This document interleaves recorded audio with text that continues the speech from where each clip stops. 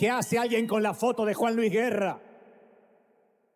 En vivo y en directo, conectados a todo el mundo que nos recibe. Gracias, gracias, gracias por conectarse, gracias por tanta amabilidad. Hay mucha gente que nos mira desde tantas partes de los continentes y están esperando esta transmisión. Es fenomenal. Cuando uno sale del país, es increíble. Y esto es mérito vuestro, mérito de toda la congregación local, que tanta gente se alimenta con los mensajes.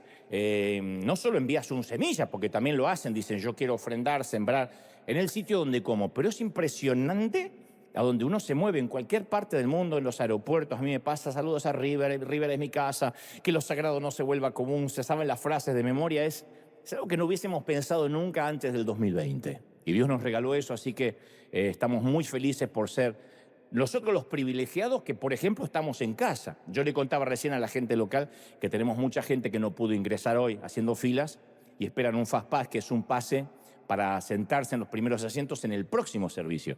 Y podríamos tener hasta un tercer servicio si nos lo propusiéramos, pero lo lindo es que Dios nos da el privilegio, el honor de poder disfrutar esta experiencia de estar aquí en vivo, y a los que están allá en casa también, porque se conectan desde sus salas, sus hogares, y son parte de nuestra familia, los amamos en los 5 continentes donde nos estén viendo. Este caluroso saludo va para ustedes, que Dios los bendiga, los guarde. Gracias por estar ahí. Bueno, habrán visto, ayer llegamos tarde, muy tarde, desde el querido El Salvador, donde fue una enorme bendición. Hay muchos salvadoreños, se nota que hay muchos salvadoreños. La diáspora está acá. Y fue maravilloso. Siempre hay muchos prejuicios cuando uno recibe una invitación. Conste, Dios no me deja mentir, que yo he recibido no una docena, pero algunas invitaciones de otros presidentes donde uno tiene que pasar por cierto tamiz, por cierto colador, si eso realmente es por alguna fotografía, por alguna conveniencia. Siempre en la política, detrás de una política, se busca el voto de la gente, por cierto. En este caso no era la razón, puesto que Nayib Bukele ya había sido reelecto. En todo caso, la primera vez que yo fui hace 5 años, era apenas un candidato. Y él fue a verme a una conferencia que se llamaba Auténtico, escuchó las 2 horas 30, estuvo allí. Hablamos mucho en el camerino aquel día sobre lo que él quería hacer en el país, sobre el gran desafío que tenía para erradicar la violencia vivida a diario, la inseguridad en este querido pulgarcito de América. En ese entonces yo sentí que el Espíritu Santo me dio buen testimonio de su corazón, y lo que hice nunca, hicimos un video juntos, hablando, y después, claro, accedí. Ese era el mayor riesgo, porque uno no sabe a quién está endosando, ¿no? Y de igual manera yo sentí paz en aquel momento, porque era bendecir a El Salvador, independientemente de quienes se sienten en los sillones presidenciales. Creo que la bendición de Dios, no cuando se da como magia, sino cuando se da con una condición. Si el pueblo de Dios se humilla, si el pueblo de Dios pide perdón, si no se vuelve a dioses falsos, siempre hay una bendición que va inherente a esa responsabilidad, a ese requerimiento que hace el Señor. Entonces, el ir por segunda vez para mí significaba también algo muy importante. Pudimos hablar un rato también con el presidente, con la primera dama, y fue algo, una plática muy bonita, y particularmente el pueblo de El Salvador, un pueblo sufrido a través de los años, que si mañana me dijeran quiero que vengas a bendecir a México, lo haría igual, independientemente del partido político. Si mañana el querido AMLO me dice quiero que vengas, yo lo haría. Y creo que cualquier pastor, cualquier ministro lo haría si dijera bendice al país. A veces se llaman a chamanes, se llaman a los brujos.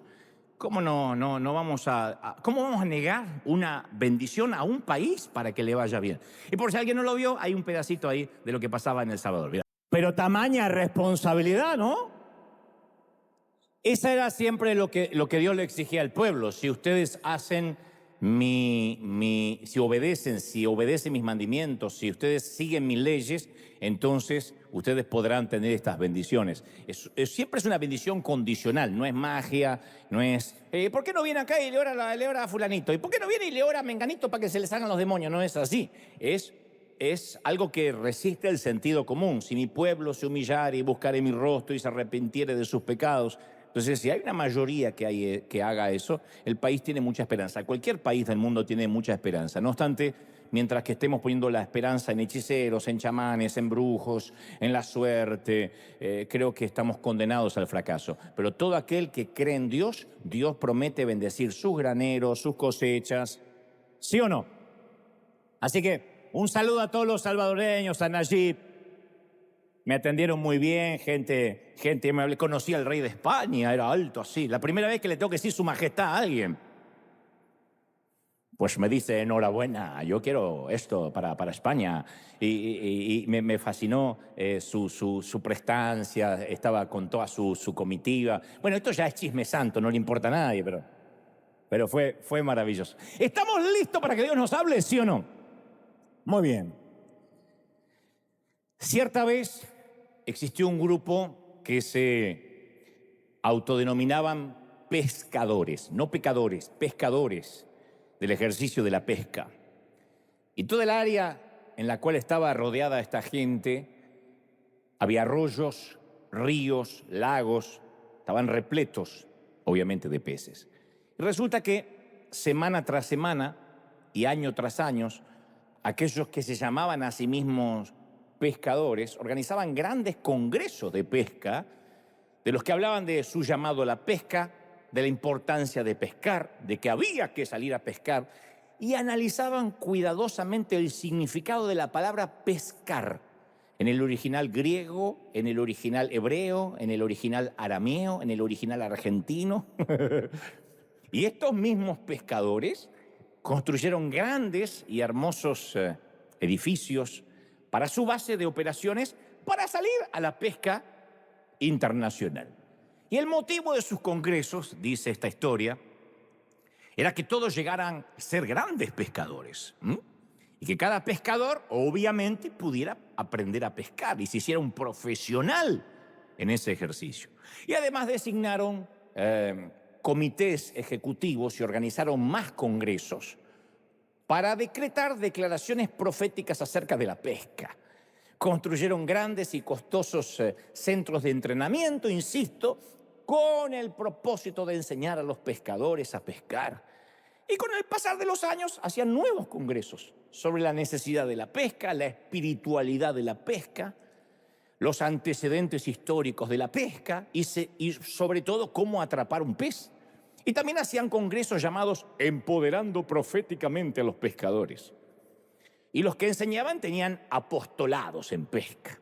Y como si fuese poco, los pescadores publicaron varios libros, porque tenían su propia editorial de pesca, varios libros que enseñaban 12 pasos para ser un pescador eficaz, 12 pasos para atrapar al gran pez. Y hasta tenían su propio programa de televisión de pesca, donde hacían maratónicas para recaudar dinero para poder seguir pescando. Presten atención porque hay cosas que no voy a explicar y van a tener que preguntar en casa, Había radios que estaban dedicadas únicamente a los métodos de pesca y a los equipos de pesca. Pero a pesar de todos estos congresos, de todos estos canales, de todas estas emisoras, los pescadores estos nunca salieron a pescar ni un solo pez. Las comisiones no pescaban, planificaban la pesca, pero nunca habían pescado. Los maestros de pesca nunca habían pescado, pero explicaban la pesca. Los oradores no pescaban, pero predicaban acerca de lo bueno que es pescar. Sin embargo, después de otro aburrido congreso sobre la necesidad de la pesca, un joven se decidió y dijo, yo voy a salir a pescar, estoy harto de estar en congresos donde no pueda tener ni un pez. Y salió. Y la historia dice que al día siguiente el joven informó que había pescado 2 peces, los primeros 2 pescados. Y entonces los autollamados pescadores comenzaron a criticarlo sin piedad y le dijeron, ¿cómo un pescador va a estar en contacto con pescados muertos? ¿Cómo se atreve a entrar al Congreso de Pescadores con ese espantoso olor a pescado? Y entonces empezó a recibir las burlas de quienes se ufanaban de ser pescadores, pero nunca habían salido a pescar nada. La historia es ficticia, claro, es una metáfora. Pero aún así, Jesús habló de este tipo de congresos o este tipo de gente autollamado pescadores en Mateo 21:42 y dijo, pero yo os digo que el reino de Dios os será quitado y será dado a una nación que sí produzca frutos. Él habló de los pescadores que no pescan, de los árboles que no dan fruto, de la gente que no es productiva y dijo, finalmente, a aquel que no produjo se le quitará lo único que tiene y se le dará al que tiene más, por ejemplo, en la parábola de los talentos. Dicho esto, quiero hacerte la siguiente introducción, después que te conté la historia de los pescadores. En un momento Jesús les habló a dos audiencias al mismo tiempo. Él tenía esos grupos eclécticos, ¿no? A mí me toca por lo general un público más cosmopolita, porque tenemos audiencia de todas partes del mundo. Pero cuando yo digo eclético hablo de diferentes políticas, diferentes pensamientos, diferentes modos de ver la vida. Y Jesús al menos tenía dos grupos diferentes cada vez que él hablaba en público. Lucas nos dice que estaban siempre los parias, la gente rota, entre ellos prostitutas, cobradores de impuestos, que eran la escoria de la sociedad, que les encantaba estar con Jesús, los publicanos. Fuera de ese círculo también venían otros que eran un montón de fariseos, un montón de religiosos, curiosos, que son los que no soportan a una persona, pero ahí están merodeando en las redes a ver qué pueden aportar. Ellos, estos últimos, despreciaban a los parias. No podían soportar el hecho de que Jesús amara a la gente que ellos despreciaban, que es algo muy común en nosotros. Nosotros decimos, Señor, ojalá que te caiga pesado y gordo aquel que también a mí me cae pesado y gordo. Y cuando dice, no, yo lo amo, nosotros no podemos entender cómo Dios va a amarlo si a mí me cae mal. Como que Dios diga, yo amo a tu suegra. Y uno dice, Señor, ¿de verdad? Yo pensé que compartíamos el sentimiento y no. Bueno, ahora yo puedo imaginarme a los pecadores disfrutando la compañía de Jesús. Por primera vez alguien les daba identidad, los escuchaba, mientras los otros, los fariseos, los religiosos murmuraban, gruñían, hacían comentarios despectivos. Y Jesús utiliza esta ocasión en que está consciente que tiene los dos grupos, un grupo hostil y un grupo que está fascinado. Entonces aprovecha y cuenta tres historias de algo que se había perdido. La famosa tríada de las cosas perdidas. Una oveja, una moneda y un hijo. Entre ellos está el hijo pródigo, la famosa historia del hijo pródigo. Una moneda, una oveja y un hijo. Y en las tres, cuando finalmente se encontraba lo que se había perdido, estallaba una fiesta. O sea que los tres cuentos, las tres metáforas, las tres parábolas, tenían siempre un final en común. Estallaba una fiesta cuando aquel que había perdido algo, una oveja, una moneda o un hijo, lo encontraba. Entonces, en una de esas historias, el Señor cuenta que una mujer perdió 10 monedas de plata. Y cada moneda representaba el salario de un día. O sea que había perdido 10 días de trabajo, 10 días hábiles de trabajo. Esto es una quincena o la mitad de un salario digno mensual. Entonces Jesús hace la pregunta obvia en Lucas 15:8. Le hace la pregunta a esos dos grupos que estaban escuchando. Insisto, los que estaban encantados y los que estaban hostiles, iracundos. Le dice el Señor, la mujer que encuentra lo que buscaba, encuentra sus 10 monedas, ¿no? ¿No estará feliz? Porque primero, no encenderá una lámpara y barrerá toda la casa y va a buscar con cuidado hasta que la encuentre.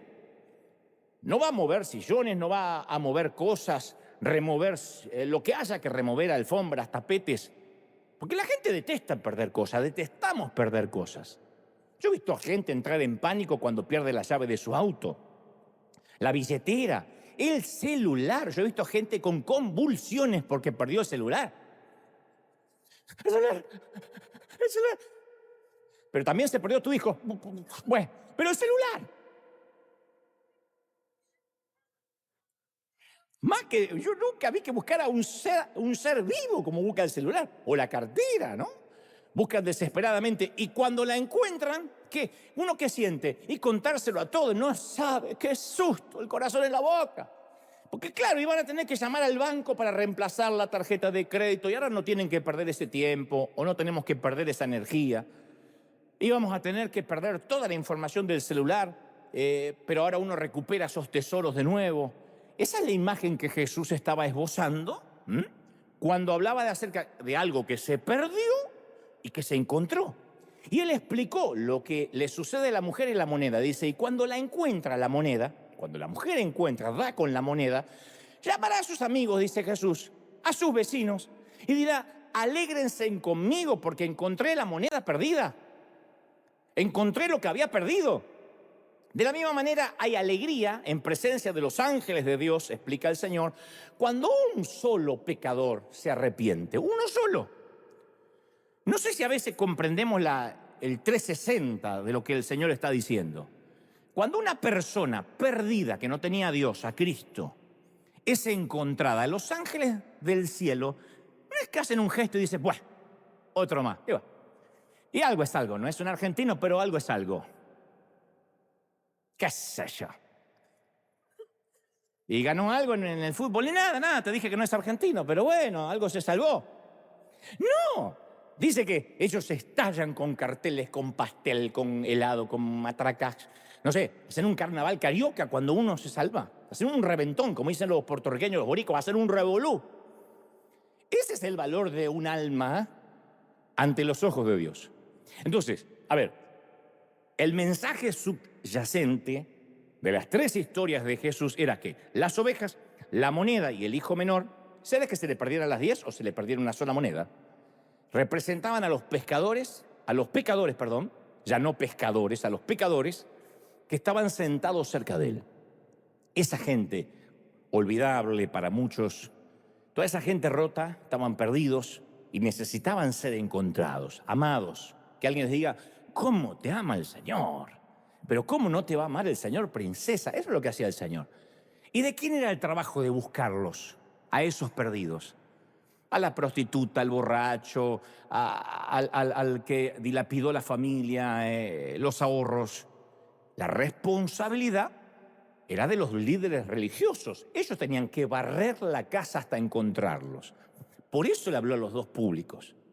Le habló a los perdidos y le habló a los que deberían estar barriendo la casa buscando gente perdida. Pero en lugar de eso permanecían de brazos cruzados despreciando a los que no eran como ellos. Y ambos grupos comprendían el mensaje más profundo de las historias. A un grupo, insisto, les encantó, a otro grupo los puso rojos de enojo. Porque ellos no querían que Jesús se metiera con los perdidos. Déjalo que se pierdan y ya. Mira, mi relación personal con las cosas perdidas tiene que ver con un incidente que literalmente me desesperó, especialmente del país donde vengo. Porque una vez acá, en Estados Unidos, fui al mercado, cargué el carrito con mercadería, fui hasta el auto y dejé mi billetera en el carrito del mercado, en el estacionamiento. Ahí donde se amontonan los carritos, ahí puse y ahí quedó mi billetera. No fue hasta horas más tarde, muchas horas más tarde, que me di cuenta que no tenía la billetera conmigo. Entonces busqué desesperadamente, revisé el auto, traté de pensar en dónde había estado, hasta que recordé mi viaje al mercado. Entonces fui con un nudo en la garganta, porque cuando en mi país pierdes una billetera, así la pierdas en la casa de gobierno, bueno, ahí se pierde más rápido, pero a donde la pierdas. Fui con un nudo en la garganta, pero cuando uno dice, qué sé yo voy, por lo menos para sentirme bien que hice el intento. No tenía ni la más mínima esperanza, no tenía fe. Fui con los ojos desorbitados y le dije a la cajera que me recordaba, le digo, ¿me recuerda? Yo me parece que dejé afuera la billetera. Y me dice, vaya a la sección de objetos perdidos, porque si alguien la encontró, la trajo objetos perdidos. ¿Cómo?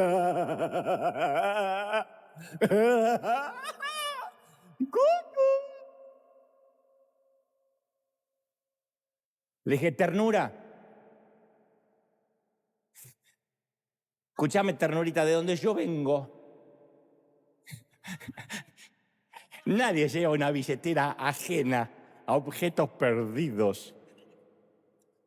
Llevas un biberón, un pañal, pero nadie lleva la billetera. Y dijo, pruebe. Y para mi sorpresa fui a objetos perdidos y me dice, presente su identificación, presenté mi ID y ahí estaba mi billetera con el dinero en efectivo dentro. Fue una experiencia religiosa, diría el apóstol Enrique Iglesias. Cuando apareció la billetera, yo sentí los ángeles, cantaba, era una escalera, la que Jacob,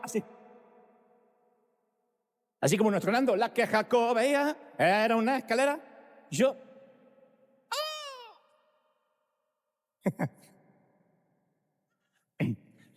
entonces, ¿qué recuerdo de ese incidente? La urgencia que yo tenía y después la alegría, pero de verdad la alegría. La alegría, especialmente tal vez uno no va a llevar mucho efectivo en una billetera, pero por el trastorno, las tarjetas, la información, hacer todo de vuelta. Ahora, con respecto a los perdidos, el Señor dijo, necesitamos tener la misma urgencia que la gente vio en mí cuando yo perdí la billetera. Y la misma alegría que yo tuve cuando recuperé algo que es una cosa, no alma. Entonces, un alma, una persona, ¿acaso es menos valiosa que la llave del auto? Que una billetera, que un bolso, que un celular. En otra ocasión Jesús preguntó en Marcos 8:36 y dijo, ¿y qué beneficio obtienes si te ganas el mundo entero, pero en el proceso pierdes tu alma? ¿Hay algo que valga más que un alma? El Señor dice, esto no se puede cuantificar. No se puede poner un valor, no hay nada que valga más que un alma, que una persona. Eso significa que el valor de una sola alma es mucho más grande que toda la riqueza acumulada que la gente perseguimos. Si tuvieras una balanza, en palabras más simples, el peso de la persona más olvidable del planeta, la más olvidable, la que a veces en una luz del semáforo levantamos la ventanilla por las dudas que sea peligroso, o miramos con desdén diciendo, pobre, es el alma que habita en esa persona es mucho más pesado que todo el oro, el petróleo, las propiedades, los diamantes, la bolsa de valores, los contratos y todas las riquezas juntas. Eso dijo el Señor. Cada persona es extremadamente valiosa para Dios. Aquel que tenga 3, 4 hijos y yo les preguntara, ¿cuál es el más valioso para ti? No sería un insulto. ¿Cómo cuál es el más valioso? Sí, pues uno, ¿a quién quisiera matar? Todos los padres quisimos matar a todos. Pero de verdad, ¿por qué no sacrifica al menos valioso? Me dirá, ¿estás loco? Es un hijo. No importa si tienes 8, si tienes 2, si tienes 4, es un hijo. No hay uno que sea menos valioso para el Señor. La pregunta hoy es, ¿nos preocupa que las personas, que esas almas están perdidas? ¿Alguno de nosotros permanece despiertos pensando cómo alcanzarlos? Carlos Anacondia es un gran hombre de Dios, amigo, evangelista, que tiene 8 hijos. 8 hijos que ya son grandes, adultos, casados, con sus familias. Todos sirven al Señor, todos aman al Señor. Y eso que él no estuvo contado por su propia esposa, la esposa de Carlos, en la infancia de esos chiquitos. Porque era un hombre que su ministerio estalló y tenía que viajar por el mundo y tenía que estar 40, 50 días de campaña predicando, y esos chiquitos a veces se enfermaban y la que bregaba con ellos era la mamá, pero él no podía estar. Y uno diría, esos chiquitos deberían estar hoy resentidos, diciendo cualquier cosa menos algo que tenga que ver con el Evangelio. Pero yo hablé con varios de sus hijos y la pregunta es, ¿qué te hace seguir amar tanto al Señor cuando tuviste que entregar a tu papá, digamos, por esto? Hay gente que odia una profesión porque esa profesión les robó horas con el papá. Y yo le digo, ¿qué es lo que ustedes hacen que amen tanto a Dios? Uno de ellos me dijo algo que me partió. Me dijo, nosotros teníamos la costumbre en casa que a la hora que viniéramos, aún de adolescentes, de grandes, de muchachones, si vivíamos en la casa teníamos que golpear la puerta de la habitación de papá y mamá, y si estaba abierta, entrar y decir, llegué, y darles un beso. Entonces siempre le dábamos un beso a mamá, y cada vez que lo besábamos a papá, o estaba de rodillas o estaba en la cama y siempre llorando. ¿Pasa algo, papá? Y decía, no, estoy llorando por los perdidos. Eso nos impactó. A la hora que fueras, papá, llorando por los perdidos. A mí me impactó. Porque muchos de nosotros lo que hacemos es mirar una maratón de Netflix e irnos a dormir. Agonizamos hasta que esas personas sean salvas, decimos, ¿no se pueden perder? ¿Las estamos buscando con desesperación como quien busca un celular? Es lo que te estoy diciendo, como quien busca un celular. Las almas perdidas es lo que más valoramos del Evangelio. Porque cuando solamente venimos por lo que Jesús puede darnos, no nos importa mucho el destino eterno de los demás. Aunque asistamos a cientos de congresos de pesca, si nunca salimos a pescar, somos tan burdos y tan torpes como la historia con la que comencé hoy el mensaje. En el verdadero cristianismo, lo que quebranta el corazón del Señor también quebranta el nuestro. Nos duele lo mismo que le duele a Él. Y cuando Jesús explicó el valor del alma humana, Él concluyó en Marcos 8:38 y dijo, si alguien se avergüenza de mí y de mi mensaje en estos días de adulterio y de pecado, el Hijo del Hombre se avergonzará de esa persona cuando regrese en la gloria de su Padre con sus santos ángeles. Romanos 14:7, Pablo le escribe a Roma y agrega, porque ninguno de nosotros vive para sí mismo, ninguno muere para sí mismo, porque si vivimos, para Él vivimos, y si morimos, para Él morimos. O sea, en primer lugar, no nos podemos avergonzar de hablar de la salvación. Y en segundo, no vivimos nuestras vidas para nosotros, sino para Dios. No estamos aquí por accidente, sino para impulsar los propósitos de Dios. Entonces nuestra vida, nuestros dones, e incluso nuestro tiempo, nuestro dinero, ni qué decir, son para impulsar, para salvar más gente, para impulsar el propósito de Dios. Entonces la pregunta otra vez es, ¿servimos a ese propósito? ¿Hacemos la tarea que solo nosotros podemos hacer, que no le fue dada a los ángeles? ¿Somos fructíferos o productivos o solo nos congregamos? ¿O solo asistimos a otro aburrido congreso de pesca sin pescar? Y para hacer una diferencia, para cambiar, algo fundamental es ver nuestro sistema de creencias, cómo vemos a la iglesia.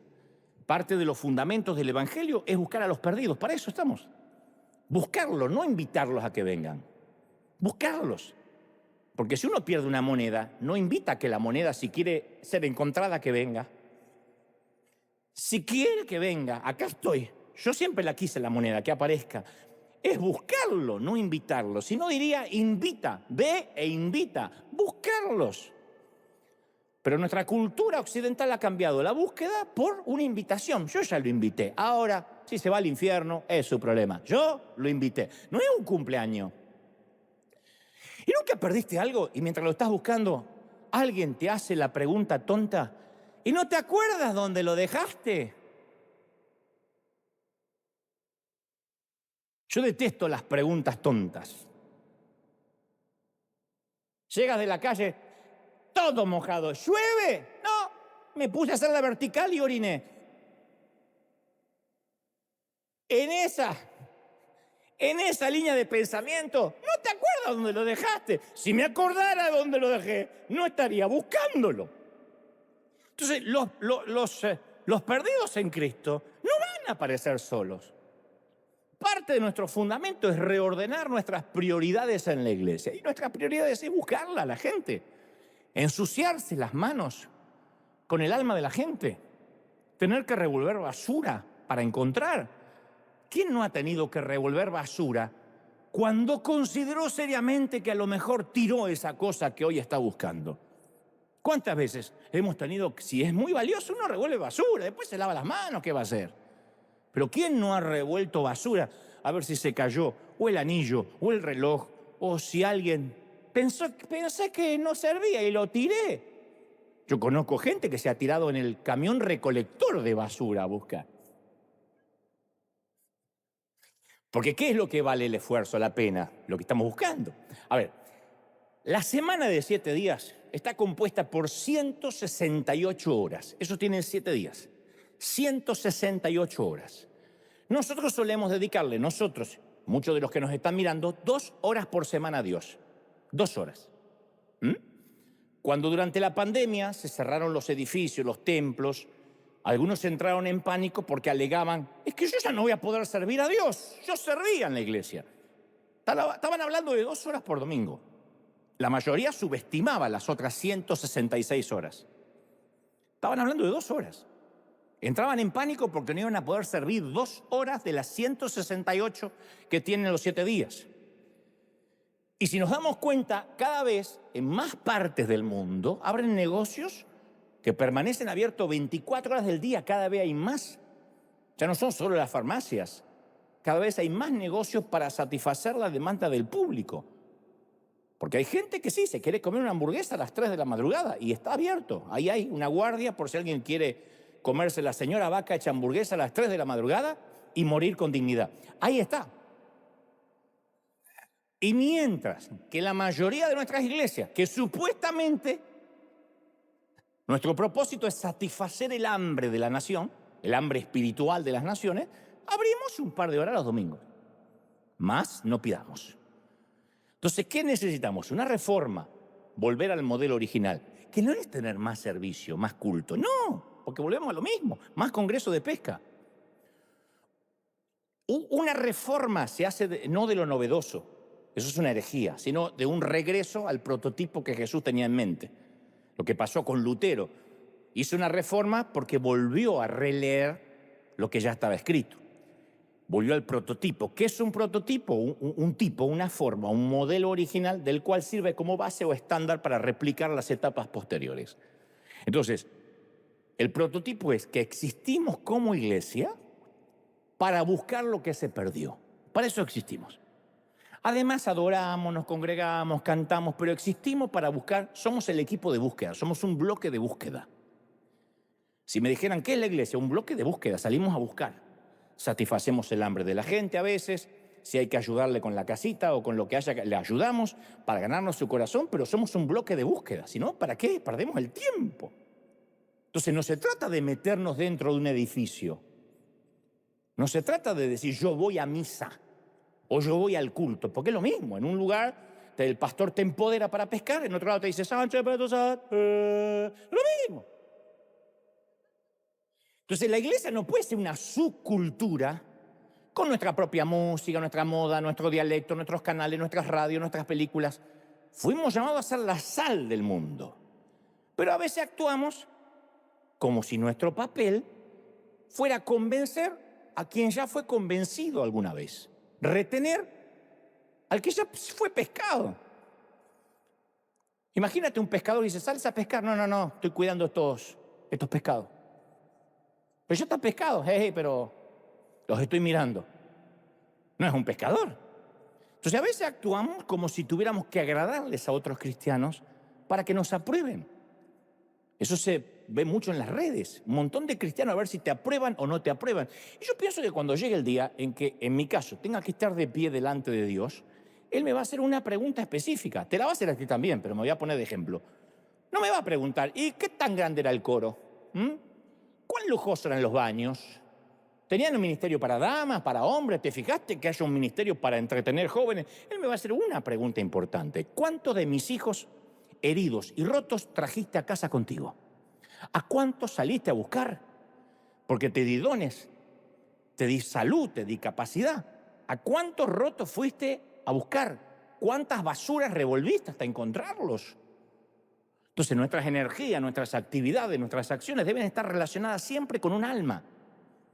Y yo sé que hay gente aquí que lleva vidas muy ocupadas. Yo no les estoy hablando a vagos, ni acá ni en el resto del mundo. Y todos desean, o deseamos, porque yo lo he vivido, venir al servicio y tener un lugar donde uno pueda recibir alimento. Está bien. Pero si pensamos que la iglesia se trata de sentarnos y dejarnos que alguien nos alimente, estamos fregados. Porque algún día yo me voy a morir. Algún día tú te vas a morir, que lo más probable, yo soy más joven, pero ¡ay, ya no me alimentan! No podemos estar como hipopótamos que nos tiren el maní. Hay un momento que uno dice, bueno, ya me alimenté, ¿qué voy a hacer? El crecimiento es algo que se espera de cualquier ser vivo. De una planta uno espera que crezca. Entonces, hablando del crecimiento de la iglesia, el apóstol Pablo dijo en Efesios 4:16, conforme al funcionamiento adecuado de cada miembro, produce el crecimiento de su cuerpo para edificarse en amor. Conforme al crecimiento de cada miembro, crece todo el cuerpo. En otras palabras, si todos los egresados de Harvard, yo te conté que yo fui a Harvard, estuve ahí, me saqué una foto en la vereda y... ¿Estuviste en Harvard? Ajá. Nunca entré, pero estuve en la vereda. Pero vamos a suponer que el que entró, si el tipo o la muchacha que sale de Harvard terminan todos trabajando en McDonald's, ¿quién en su sano juicio gastaría la fortuna de mandar a sus hijos a que estudien en esa universidad? Si después se van, no estoy desmereciendo ningún oficio, pero digo, estudió en Harvard y va a freír papa frita, ¿de verdad? Porque se supone que en Harvard se forman profesionales que salen listos para competir con posiciones de primer nivel en el mundo. Entonces, de la misma manera, Pablo esperaba que la iglesia produjera santos que fueran efectivos, maduros y que salieran a buscar gente, que fueran parte del bloque de búsqueda de primer nivel. Y Pablo describió el propósito de aquellos que estaban bajo su liderazgo y usó la frase, van creciendo en la medida de la estatura de la plenitud de Cristo. No dijo crecen hasta por ahí nomás, no, van a crecer a la estatura de la plenitud de Cristo. El crecimiento nunca se va a detener. Entonces, tenemos muchas expectativas de alguien que estudió 4 años en Harvard. Deberíamos esperar los mismos o qué sé yo, mejores resultados de alguien que se pasó 4 años en la iglesia o 4 décadas en la iglesia. Hay gente que está 40 años en la iglesia. No salvó una persona, no pescó un pescado. ¿Pasaría a pescar? Ay, no, pescados inmundos, no tengo comunión. ¿Y para qué? Señor, llévatela, que usa oxígeno. Entonces, en última instancia, todo se resume a lo que producimos. Pero a veces nos concentramos tanto en que la gente entre a la iglesia que no pensamos en lo que está saliendo de la iglesia. Invitamos y ya está. Y el propósito de la iglesia no es solamente existir y que la gente venga si quiere, la entrada es libre y gratuita, es producir. Entonces, la pregunta, insisto, está lleno de preguntas hoy el mensaje. Por lo menos yo me hago estas revisiones periódicas. Digo, ¿estamos desarrollando gente cuya característica principal sea amar? Pero amar de un modo que el mundo se maravilla al verla, que diga, este tipo, esta mujer, mirá quién ama, pero mirá con quién se codea, no puede ser. Vi que este fue y abrazó a un narco que está preso y le lleva comida y dice que Dios lo ama. Esta mujer o es loca, no lee las noticias, o tiene un amor que sobrepasa todo entendimiento. Pero por lo general esa mujer va a tener que soportar a otros pescadores que van a congresos de pesca, que nunca pescan. ¿Qué haces con ese delincuente? Es lo más probable. Pero si no estamos produciendo, ¿para qué existimos? Entonces a veces nos enorgullece, bueno, yo vengo a la iglesia pero para tener una familia santa. Y nos enorgullece exhibir familias felices, hijos vírgenes, 45 años y ahí está en la bolsa de mamá canguro. Mis hijos, gracias a Dios, no usan lenguaje obsceno. Pero eso no demuestra necesariamente que estemos con Dios, que Dios está con nosotros y no con los otros que hablan mal. No. Hay mucha familia, me consta, con hijos muy educados que no van a la iglesia, que no vienen a la iglesia. Y son hijos educados. Hay mormones, testigos de Jehová, católicos, budistas, musulmanes, que son buena gente y que tienen hijos educados. Me consta, gente muy educada. Entonces, como decimos siempre, la ausencia de maldad no significa que estemos haciendo un acto de bondad. Abstenerse de hacer algo malo no significa que seamos una persona buena. La famosa frase, y yo no le hago mal a nadie. Sí, pero eso no te hace una persona buena. Pero yo soy un trabajador, eso no te hace una persona buena. La ausencia de maldad no es presencia de bondad. Porque yo puedo ser un tipo trabajador, con una familia tipo, que tengo un perro, un gato y hago el barbecue todos los domingos. Chimochi, ya está la barbacoa. Y cuando alguien me viene a pedir un trozo de pan, le cierro la puerta en la jeta. Entonces, pero soy un hombre bueno, sí, pero tampoco, no tengo maldad, pero no estoy haciendo un acto de bondad. Te voy a decir algo muy duro. Durante la Alemania nazi, muchos cristianos estaban felices con el gobierno y sacaron un comunicado que está allí, lo pueden buscar, el comunicado evangélico respecto al Führer. Dijeron, estamos viviendo un avivamiento. La nueva Alemania de Hitler está quemando grandes cantidades de libros corruptos. Hitler erradicó la poca pornografía que había en el país. Y agradecemos que Hitler no fuma, no bebe y se opone a la sensualidad y ordenará que las mujeres se vistan con modestia. Gracias a Dios por este hombre. Hitler. Entonces uno a la distancia señala a los cristianos alemanes de los años 30 y dice, pero qué imbéciles, ¿cómo van a decir una cosa así? Pero vamos a este tiempo. ¿Cuáles son las trivialidades que nos obsesionan? ¿Y qué cuestiones de misericordia y amor estamos pasando por alto? ¿De verdad pensamos que una persona buena es la que se saca fotos con la familia todo el tiempo en Instagram? ¿Que esa es la buena? Cuando a lo mejor se mataron para sacarse esa foto. ¡Acá! ¡Foto! ¡Sonreí! ¡Sonreí que te reviento!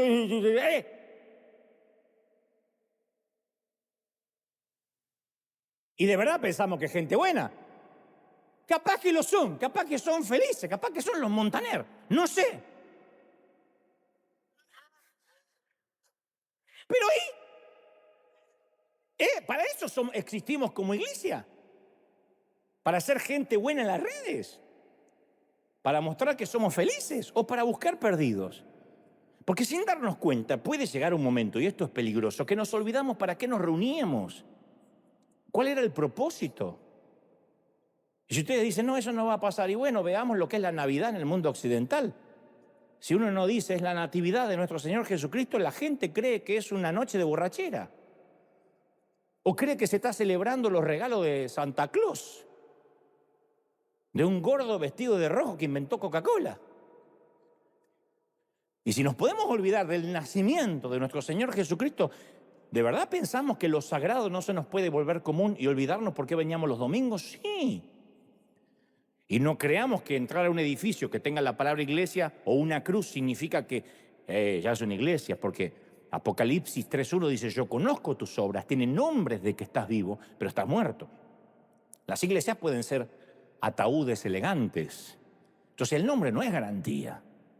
Yo soy cristiano evangélico, ¿y? Yo soy, ¿sabe cuánto van a sacar su identificación en las puertas del cielo? Y el Señor le va a decir, no los conozco.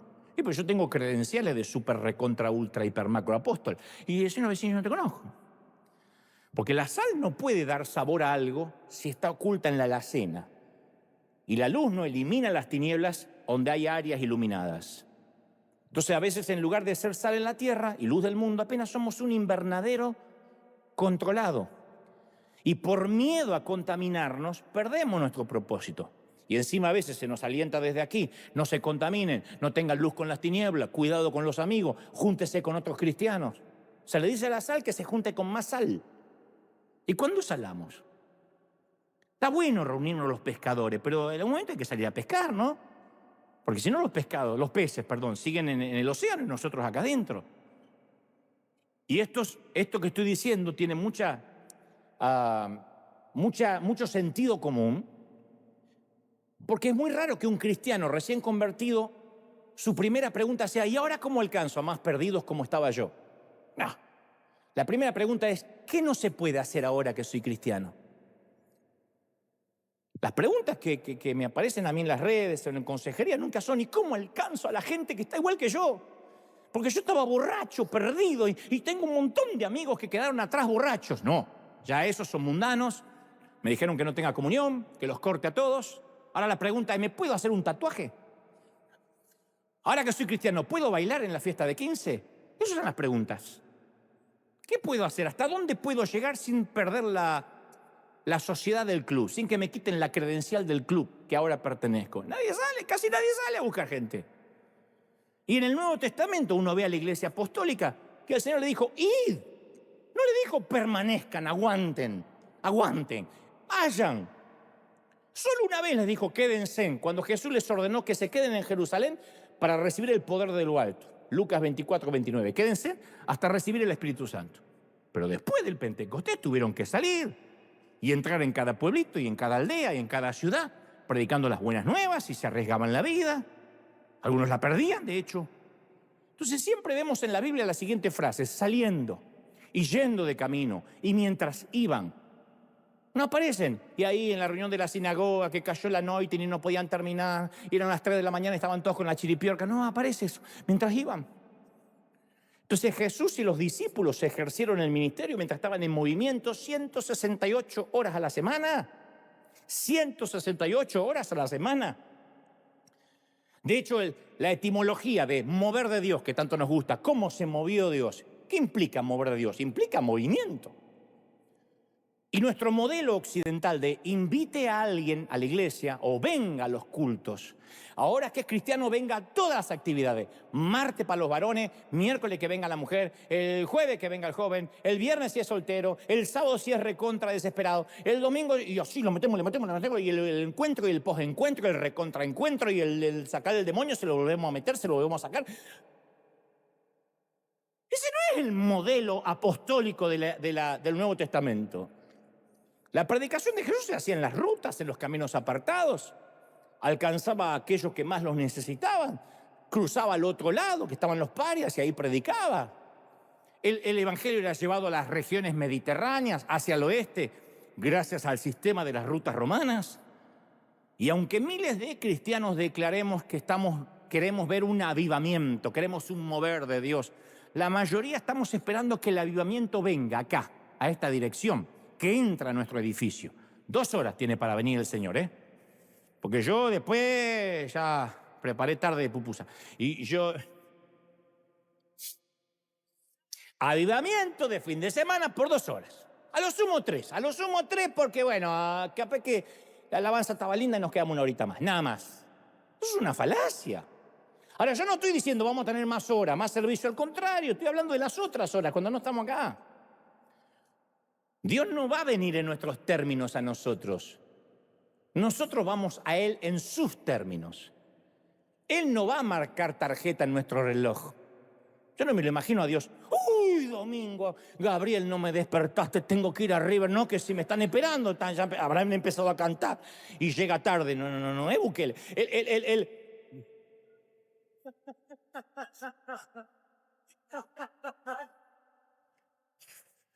Él está ahí. No sé qué dice, me tengo que apurar porque no. No, Él no viene a marcar la tarjeta en nuestro reloj. Nosotros trabajamos para Él y no al revés. Nosotros trabajamos para Dios, Dios no trabaja para nosotros. Nosotros trabajamos para Él. ¿Me siguen, sí o no? Entonces, el que habita al abrigo del Altísimo, no dice el que visita. Él quiere habitar en nosotros. Es una falacia decir, el Señor nos visitó este domingo. Ah, mira vos. Como el Señor no tenía nada que hacer, como es domingo y no trabaja, Dios dijo, lo voy a visitar. ¿Cómo que no visitó? ¿Habita o no visita? Porque Él no tiene la custodia compartida nuestra. Bueno, los domingos con papi, ¿eh? Después, de lunes a sábado, te vas con Satanás, que él pidió la custodia.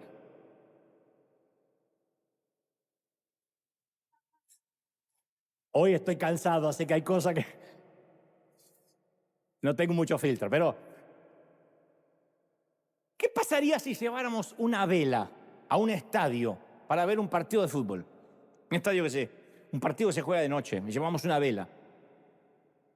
¿De verdad creemos que llevando una vela a un enorme estadio va a mejorar en algo la iluminación, compitiendo con miles de vatios que iluminan el sitio? Eso es lo que sucede cuando realizamos congresos masivos, reuniones para creyentes. Aunque lo llamemos mover de Dios, movimiento, nos empoderamos, no podíamos terminar. Hay muchas luces deslumbrantes dentro del lugar, pero ninguna hace nada para iluminar la oscuridad que está afuera a solo 100 metros de distancia de donde se están haciendo esos congresos. Afuera es donde hay que iluminar, no adentro. Entonces, estamos tan cómodos con los encontrados que tenemos miedo de salir tras los perdidos. Porque a veces uno se puede conformar con lo encontrado. Y bueno, es que con los encontrados yo me siento bien porque yo también soy un encontrado. Pero a veces vamos a tener que recapitular qué estamos haciendo y salir a buscar los que están perdidos. Cuanto más densa la oscuridad, más brillante es la luz. ¿Cómo se nos va esto de la cabeza? Estoy harto que me digan, fíjate, no te juntes con ese, ¿eh? mirá que vas a quedar pegado. De verdad, la comida va a cambiar la sal. Es la sal la que puede cambiar el sabor de toda una comida. Siempre, ¿o no? Y esa oscuridad que hay afuera fue profetizada en Isaías 61. Dice, levántate, resplandece, levántate y resplandece, porque ha llegado tu luz y la gloria del Señor ha permanecido en ti. Porque aquí tinieblas cubrirán la tierra y densa oscuridad cubrirá los pueblos. Mas sobre ti permanecerá el Señor y aparecerá su gloria y acudirán las naciones a tu luz. Las naciones acudirán a tu luz. Alguien tiene que decir amén, ¿sí o no? Y vendrán los reyes al resplandor de tu amanecer. Los reyes van a venir a ver tu luz. Una luz. Si está en la oscuridad, ilumina. Como la lucecita del celular. En la oscuridad te salva la vida. En un estadio no sirve para nada. Esa es la naturaleza de la iglesia. Una pequeña luz puede cambiar una atmósfera oscura total. Toda una empresa, toda una compañía, todo un gobierno de corruptos puede cambiar con un tipo, con una mujer que se decide iluminar. No es quien tiene mayoría. David le dijo a Goliat, tú vienes con espada, lanza y jabalina, mas yo vengo en el nombre de Jehová de los ejércitos. Dios y yo, mayoría. Dios y tú, mayoría. Aunque haya un ejército. Entonces la oscuridad siempre huye en presencia de la luz. Y creo que una de las primeras cosas que los cristianos debemos ser liberados es de la mentalidad de culto.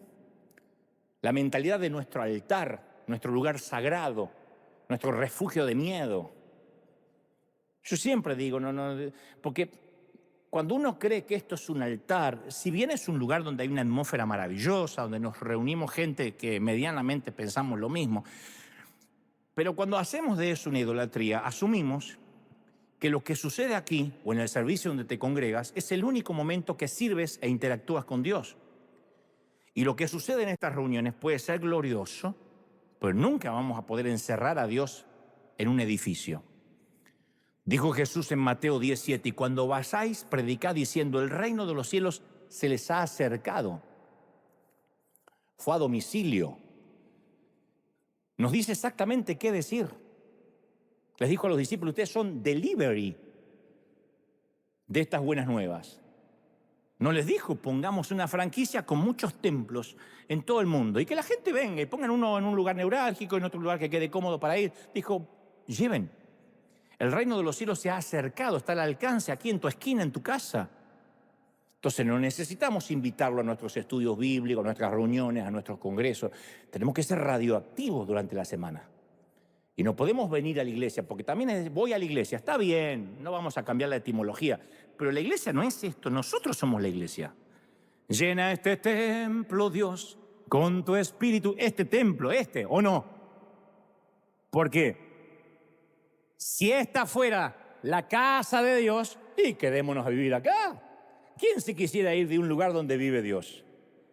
Pero el Señor dijo, yo ya no habito en templos hechos por manos humanas. Me les voy a meter adentro de cada quien y haré mi templo dentro de cada corazón. No nos olvidemos, esta es la iglesia, ¿sí o no? Y sí, venimos a los edificios que la iglesia usa. Pero el edificio, esto no es un templo sagrado. Y si te dijeron que te congregas en un templo, en un santuario, te timaron. No hay altares. A mí me tienen loco, pero porque ¿quién sube al altar? ¿Por qué se visten de negro en el altar? No tenemos altar, ya dije 1000 veces, acá nunca sacrificamos a nadie. Que tuve ganas, sí, pero nunca sacrificamos a nadie. No hay altares. Decidas entonces una iglesia o un edificio. Es un edificio, una arena. La iglesia es esto, la iglesia es la gente. La iglesia es la que está mirando. Dios habita en nosotros, ¿sí o no? En nosotros. Antes de tener esta arena, nos congregamos en los hoteles, en el Marriott, en el Hilton, en la plaza, en el Pearson Park, en un lugar llamado Ocifer, que cada vez que lo decía en la tele, nos congregamos en Ocifer, porque se congregan con Lucifer, decía la gente. Ay, Dios.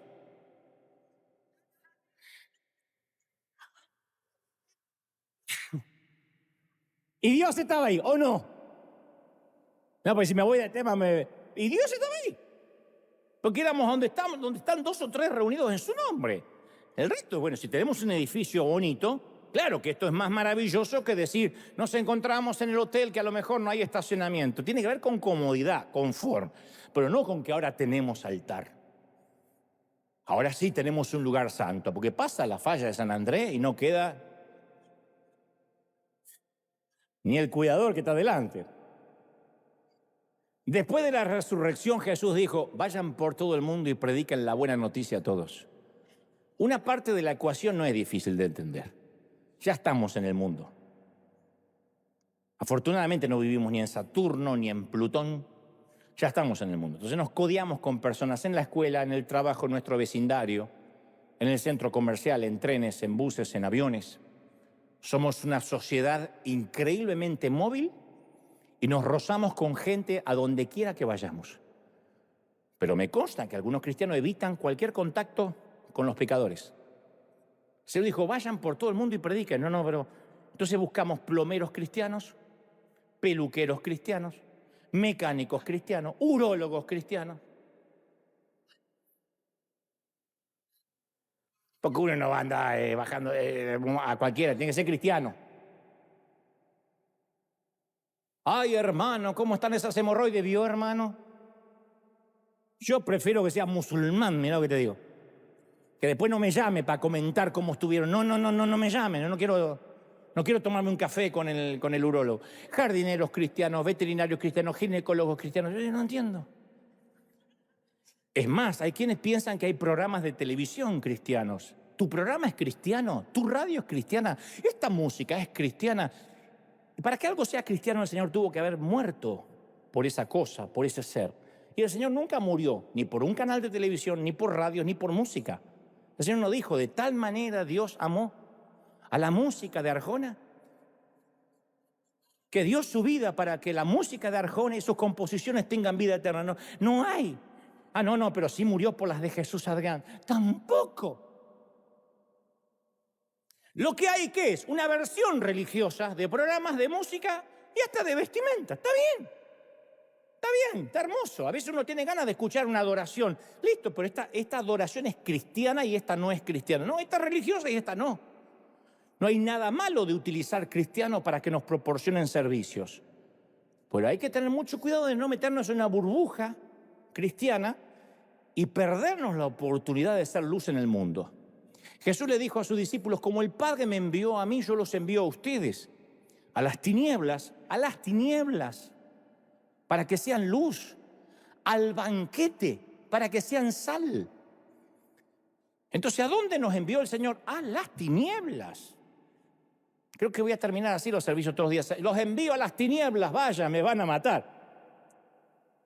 Bendigo para que te metas en las tinieblas estén contigo. Porque es lo que dijo el Señor, los envió a las tinieblas. Si no, ¿para qué sirve la luz? Y muchos no quieren iluminar y mucho menos ser sal. Y no estoy hablando de pararse tras un púlpito y dar un sermón. Hablo de las 168 horas cotidianas de la semana. Porque posiblemente hay gente que no están convencidos de que el Evangelio sea una buena noticia. Y por eso yo aprendí cuando estaba en el negocio de las ventas que si uno no compra, no vende. Me lo dijo una vez mi gerente. Me dijo, si no estás convencido que este teclado, que este órgano musical es bueno, no lo vas a poder vender. Porque vas a tener un acto fallido, algo te va a traicionar. No puedes vender lo que no compraste. Si no estás convencido de que este producto es bueno, no te pongas a venderlo, se te va a notar. Y para algunos el cristianismo es algo que no compraron, por eso no lo pueden vender. Porque para ellos el cristianismo es una larga lista de cosas que ahora no puede hacer. Un código moral, ahora que soy cristiano no puedo ver esto, no puedo estar así, tengo que arreglar mi vida. Si eso es lo que tenemos que proclamar desde los tejados, ahora entiendo por qué muchos están callados. ¿Quién sale a predicar? Tengo un nuevo código moral de cosas que no se puede hacer. ¿Quién sale a decir eso? Eso no es el evangelio real. Tenemos un mensaje que salva vidas, un evangelio de gracia. Y la gente no es que está un poquito extraviada de Cristo. No son buenas personas que necesitan una ayudita de Dios para comprarse el carro del año. Son pecadores camino al infierno porque no tienen la capacidad de agradar a Dios por sí mismos. Y Marcos concluye y dice, y los discípulos fueron por todas partes, y el Señor actuaba por medio de ellos, confirmando con señales milagrosas. ¿Cuándo el Señor obró a través de ellos? Cuando salieron, cuando predicaron. ¿Cuándo vieron señales? Después que se levantaron y hablaron. No se sentaron, dijeron, bueno, si Dios quiere usarme, me lo va a confirmar y seguro va a mandar gente donde yo estoy. No dijeron eso. Entonces, ¿qué ven los ateos cuando pasan tiempo con nosotros? ¿Qué dicen? Nos ven hacerle gesto de menosprecio, de condenarlos, porque así es como los fariseos trataban a las prostitutas y a los publicanos. O nos ven amarlos con una mezcla de gracia, de verdad. No compartimos su vida, pero los amamos. Yo estoy saliendo por radio una vez por semana con un periodista amigo que cada vez que lo hago me sorprende cómo a este periodista, cristianos supuestamente lo insultan, lo denigran hasta lo más bajo. A mí no me molesta que me insulten a mí porque estoy curtido ya, son muchos años. Tengo piel de foca, me resbala todo. Pero este muchacho, que todavía nunca se acercó a una iglesia, le escriben evangélico, lacra, rata inmunda, excremento del infierno. Uno escribió, un líder, se muere tanta gente buena y esta basura sigue respirando, Dios no es justo. Todo seguido con Dios lo bendiga. Y la gente de la radio me dice, ¿tanto odio puede haber entre ustedes? Y yo te aseguro que ninguno de ellos hasta el momento quiere pisar una iglesia. Porque eso es lo que escriben en esa cloaca de la humanidad que a veces son las redes. Esa es la verborrea que a veces sale de la abundancia del corazón. Me dicen a mí, pero ¿por qué con ese periodista, con esa basura, con esa lacra? A mí se me parte el corazón, digo, oh. Pero no por mí, sino porque digo, ¿cómo se va a acercar a una iglesia? ¿Por qué no lo quieren? Por razones, porque es polémico, es controvertido, qué sé yo. Entonces la gente con la que nos encontramos todos los días no está leyendo la Biblia, nos está leyendo a nosotros. ¿Qué mensaje estamos comunicando? Porque si nosotros hablamos de un Dios de amor, pero odiamos, somos pelones vendiendo un elixir para que crezca el cabello. Perdonen el ejemplo de los pelones, no es nada personal.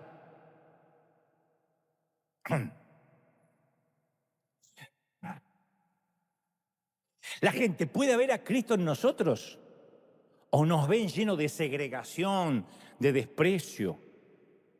El tiempo de llevar la palabra se acaba. Y tenemos más recursos como nunca antes en la historia. Tenemos libros, internet, redes, celulares, viajes aéreos para llevar el mensaje que vive al otro lado del planeta. Entonces no podemos permanecer sentados y preguntarnos, ¿y alguien va a alcanzar a los adictos, como decíamos antes? ¿Quién irá por los perdidos, por las pandillas? ¿Quién irá por las prostitutas? ¿Quién irá por esos que están en la droga? No podemos decir quién irá, porque no tenemos que subirnos a un barco y navegar 3 meses para ir al otro lado a otra nación. Así podemos. Entonces la gente que asiste 2 horas por semana a una iglesia necesita hacerse una autoevaluación y preguntarse, ¿soy cristiano o solo me congrego? ¿Soy pescador o solo asisto al club de pesca?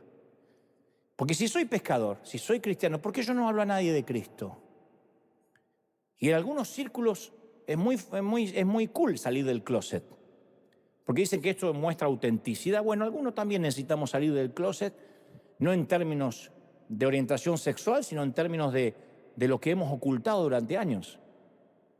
Si convivimos con muchos incrédulos, ahí es donde Dios nos quiere, ahí. No podemos llevar a la gente a Jesús si no andamos con ellos, si no los conocemos, si no los amamos. Si andamos entre cristianos, ¿cómo? Yo cuando voy a un congreso, cuando ya no voy, pero cuando iba a congresos donde había un montón de pastores, apóstoles, creyentes, pentecostales, yo sentía que era el día más inútil de mi vida, pero no estaba pescando nada. Y alguien puede decir, ¿te estabas entrenando? Sí, ¿cuánto uno puede estudiar en la universidad y nunca ejercer? Entonces uno no se une al pecado de la gente, pero los amamos a pesar de sus pecados. Los santurrones se creían superiores y más santos y se sentían incómodos con Jesús. Los pecadores salieron a abrazar a Jesús, sintieron su amor, se congregaron a su alrededor. ¿Qué significa quiero ser como Jesús? Puede significar muchas cosas, pero una de las cosas ser como Jesús es ser amigo de eso que la gente dice es una lacra. Eso es ser como Jesús. Que la gente diga, este tipo, esta tipa se acercó y me amó y sabe a lo que yo me dedico. Y después me consta que ella es cristiana y ella sabe que yo me prostituyo. ¿Podés creer que me invitó a tomar un té? No me habló de mi vida, no me condenó, me dijo que me amaba. Eso desarma a cualquiera.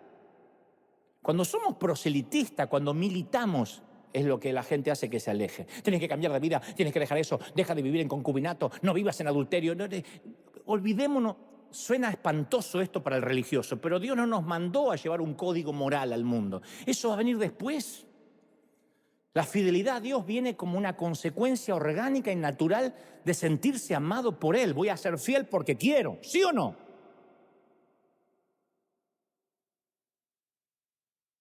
Y yo digo, un sabio predicador dijo, mi gran sueño es poner una estación de rescate a 1 metro del infierno.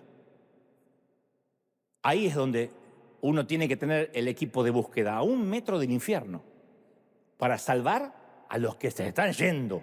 Eso es lo mejor que nos puede pasar. Y yo quiero que entendamos esto para culminar.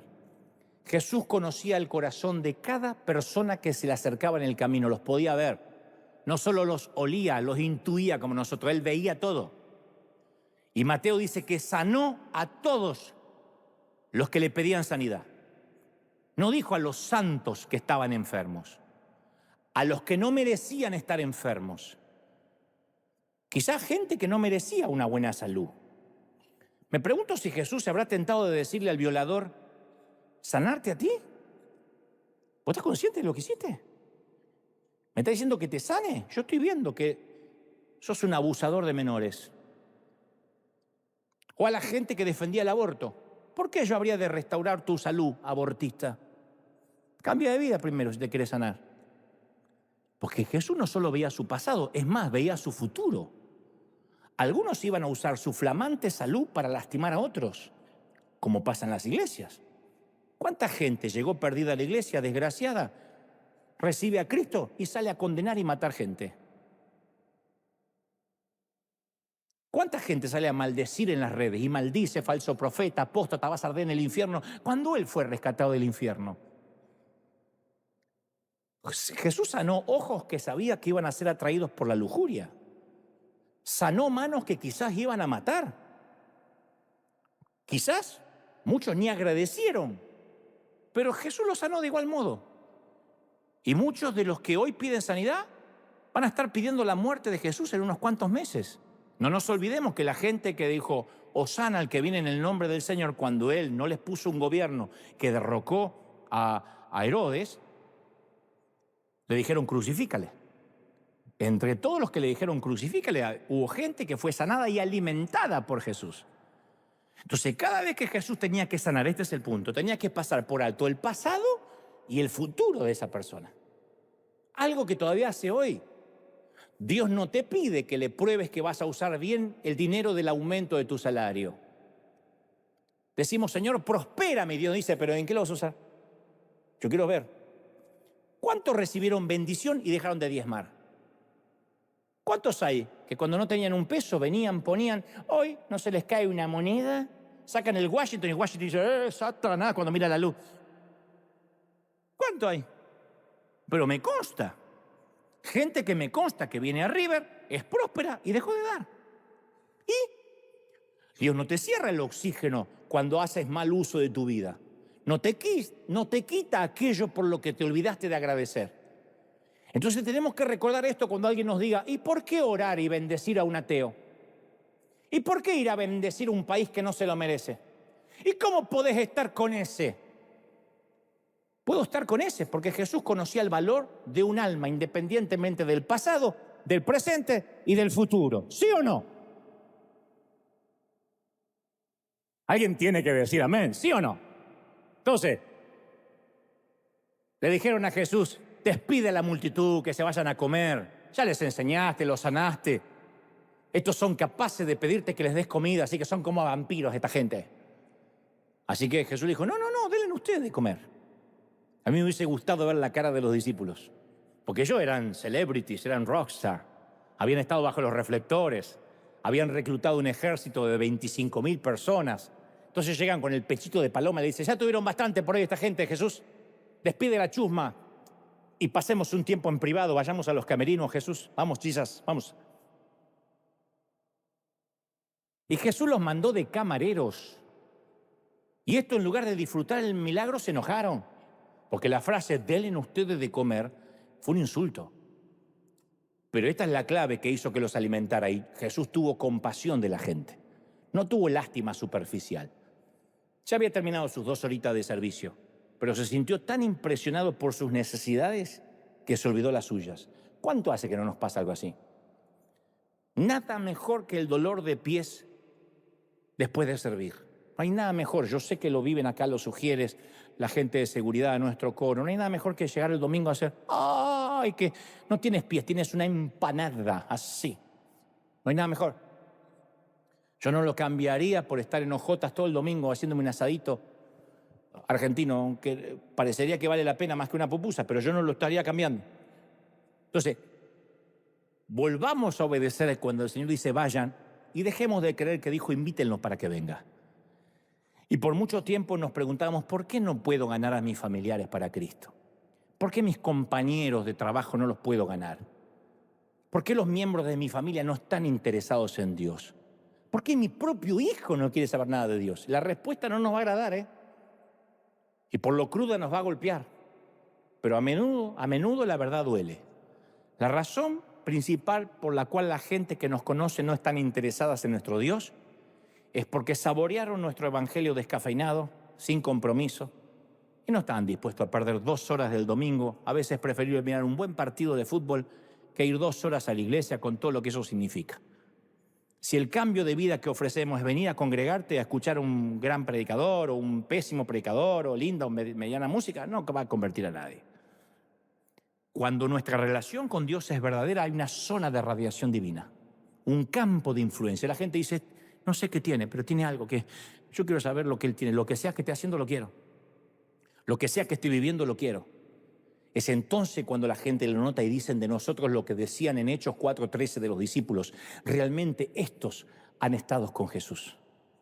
No era la sombra de Pedro lo que sanaba a la gente, la sombra de quien habitaba dentro del apóstol, lo que creó una radiación divina. Y eso hace que la gente diga, hay algo, es impresionante. ¿Y qué es lo medular? Que esto únicamente sucede en las calles, en los suburbios, fuera de las iglesias, fuera de las sinagogas, fuera de las basílicas. Esto sucede afuera. Hace años partió a la eternidad un formidable hombre de Dios en Buenos Aires. Yo tenía muchas charlas con él, muy constructivas. Me regaló un reloj muy bonito, me acuerdo. Yo era un muchachito. Y este hombre, que era tremendo, un prócer, me citaba una vez a la semana a desayunar. Cuando se celebra el funeral de este caballero, de este pastor, a mí hasta el día de hoy tengo en la retina la gente que llegó a presentar sus condolencias. Sentados uno al lado del otro. Este pastor había partido. Había conservadores y progresistas, ateos y agnósticos. Vino desde el peluquero, su peluquero, que no creía ni en la luz eléctrica, no creía en nada, a presentar sus condolencias y bajó la cabecita cuando se hizo una oración de respeto. Bautistas, pentecostales, adventistas, bimenonitas, heterosexuales y homosexuales, gente que no iba a la iglesia y gente muy fiel en congregarse. Yo dije, ¿cuál es la receta de este hombre para que se produzca este fenómeno en su funeral? Y alguien me dijo, su hijo, es que todos eran bienvenidos en la mesa de papá. Se relacionaba, él me dijo, mi viejo se relacionaba con la gente de manera tal que él no les predicaba, él los amaba, les prestaba dinero, les regalaba, los ayudaba. Se arriesgó a alinearse con lo que Dios desea para la gente. Y recuerdo que ese día, yo era muchacho, me cuestioné qué clase de diversidad iba a haber algún día en mi funeral. La gente a la que he impactado durante mi vida, ¿va a ser un grupo homogéneo? ¿Van a llegar todos como Corea del Norte? ¿Todos vestidos iguales? ¿Va a venir un montón de gente vestida de negro a verme? ¿Va a venir gente que creía lo mismo que yo? ¿O mi vida va a representar más el camino de Jesús. Yo digo, Dios permita que en mi funeral asistan pastores, políticos corruptos, políticos íntegros, periodistas de izquierda, de derecha, prostitutas, damas, actores, albañiles, borrachos, sobrios, evangélicos, católicos, del Barça, del Real Madrid, de Boca, de River. Yo no puedo dejar de preguntarme qué tan receptivo soy a las personas que no son como yo. ¿Quién es bienvenido a tu mesa? ¿O solo estamos acercándonos a los que piensan como nosotros? Yo estoy muy feliz que en los últimos años cada vez soy menos evangélico y más cristiano.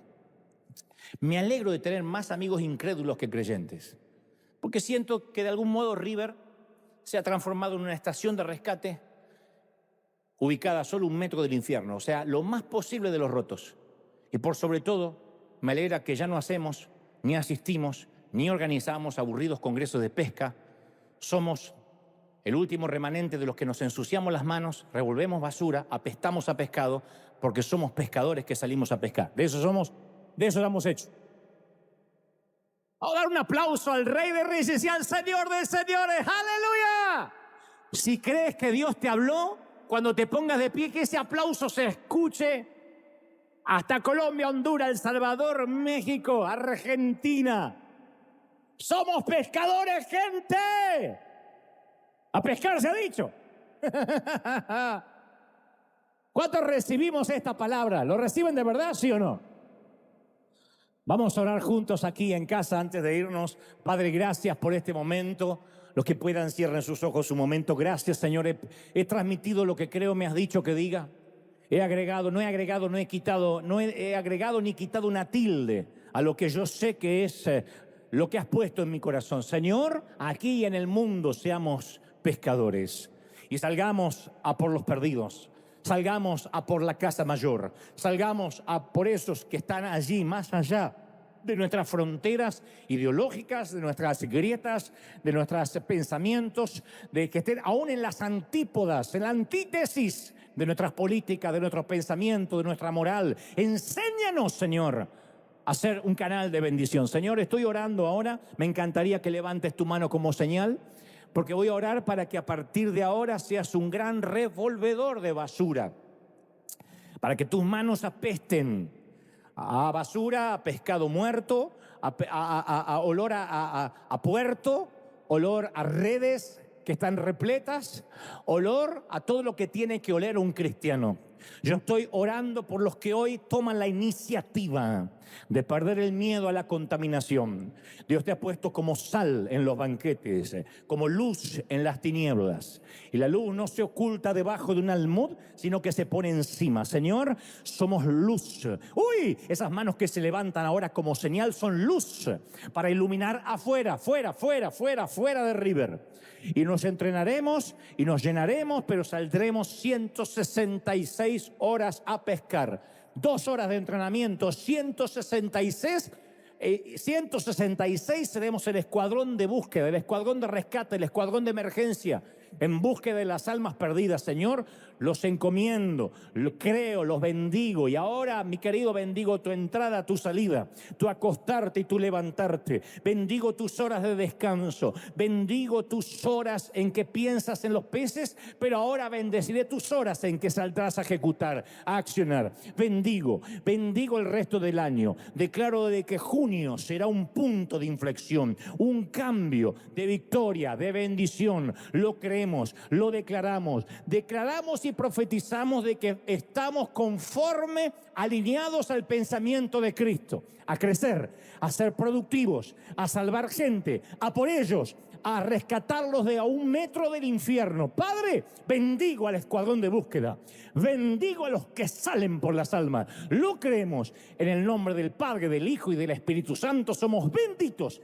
en el cuerpo, en el alma y en el espíritu. Amén y amén.